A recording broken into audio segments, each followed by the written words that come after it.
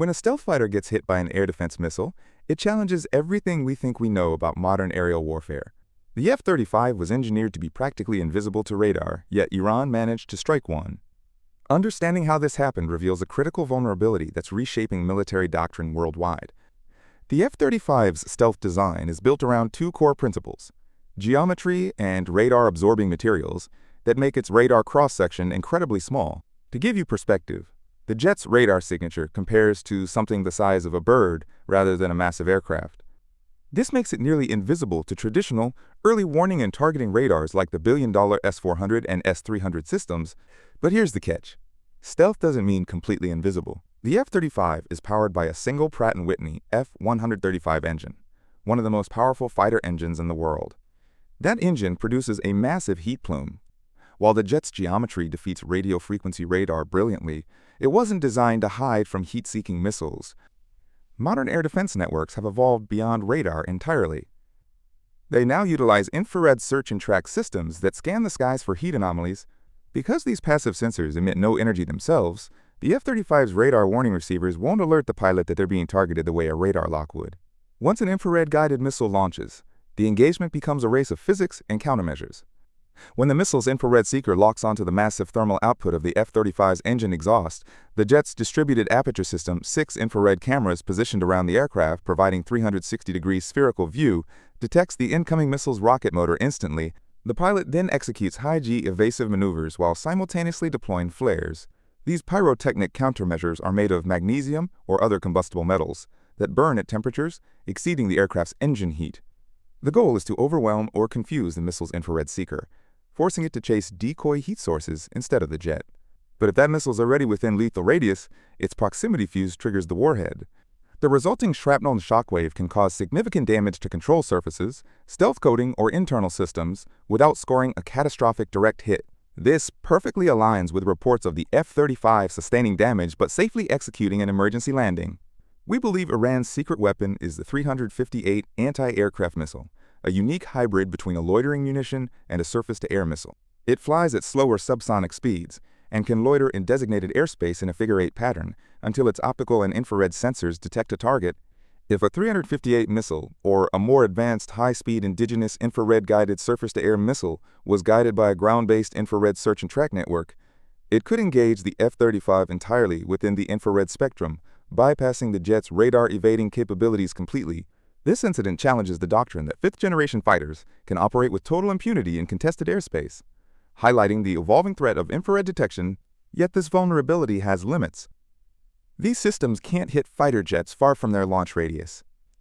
During recent operations, the U.S. has been using F-35s to lead strikes and declare air superiority, to hunt surface-to-air missiles and suppress air defenses. Although the U.S. achieved near-total air superiority, the conflict entered its most dangerous stage. Iran's main air defense network was shattered, but isolated surface-to-air batteries like the S-300 remained hidden. For an F-15E Strike Eagle, the legendary bomb truck of the Air Force, one lucky radar lock from a surviving missile is a death sentence. In high-stakes conflict, losing a crew and a multi-million-dollar jet to a surviving battery is a risk the Pentagon simply won't take. To strike Iran while Iranian air defenses were still operational, the U.S. and Israel brought massive floating cities to Iran's doorstep. The USS Abraham Lincoln Carrier Strike Group positioned itself in the Arabian Sea to the south and east, while the USS Gerald R. Ford, the newest and biggest carrier, deployed to the eastern Mediterranean. Israeli jets flew all the way across the Middle East to reach Iranian airspace. Timing was absolutely critical.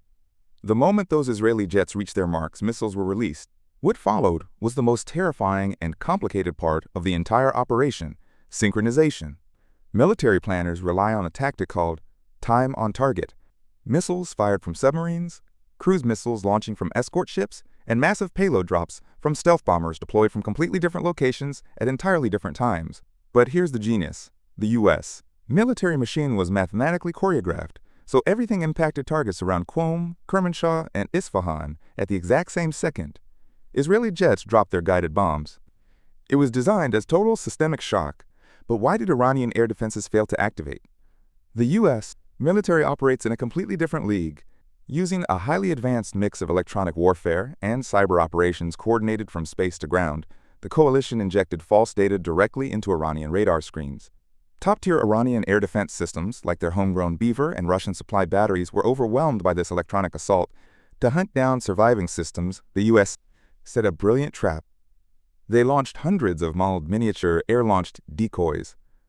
To a panicked Iranian radar operator staring at a chaotic screen, these tiny drones looked exactly like a massive squadron of A-15S or F-16S screaming toward the capital. With the door kept wide open, fifth-generation stealth fighters including U.S.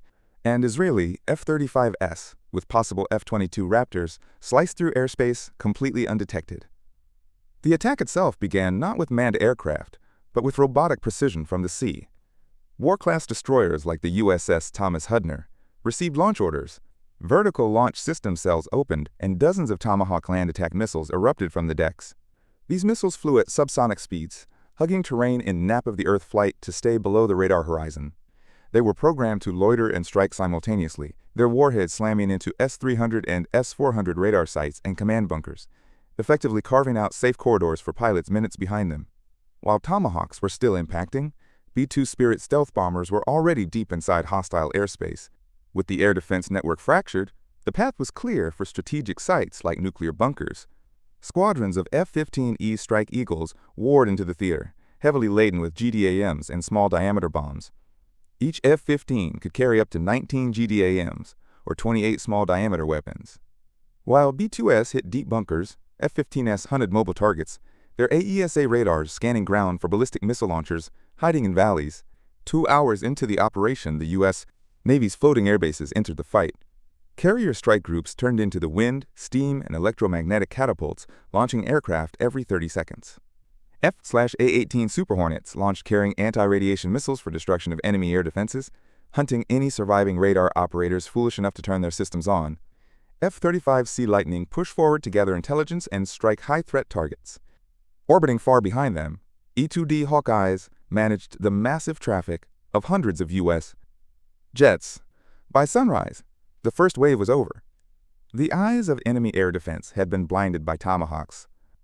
The heart of the nuclear program had been crushed by B-2S. The limbs of the missile forces had been severed by F-15 and carrier aircraft. What unfolded was a masterclass in coordinated modern warfare, demonstrating that air superiority isn't just about having the best fighters, it's about controlling every dimension of the battlefield simultaneously.